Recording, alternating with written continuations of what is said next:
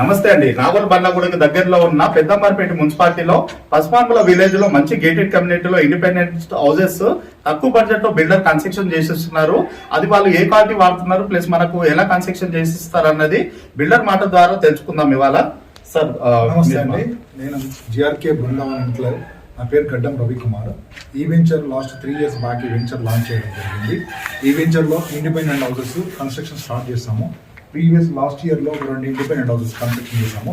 అది 133 square yards 133 square yardsలో. Present ఇప్పుడు మనం ఉన్నది ఇవి 4 houses కూడా. ఇది 125 square yards ఇండిపెండెంట్ హౌసెస్ ఉన్నాయి.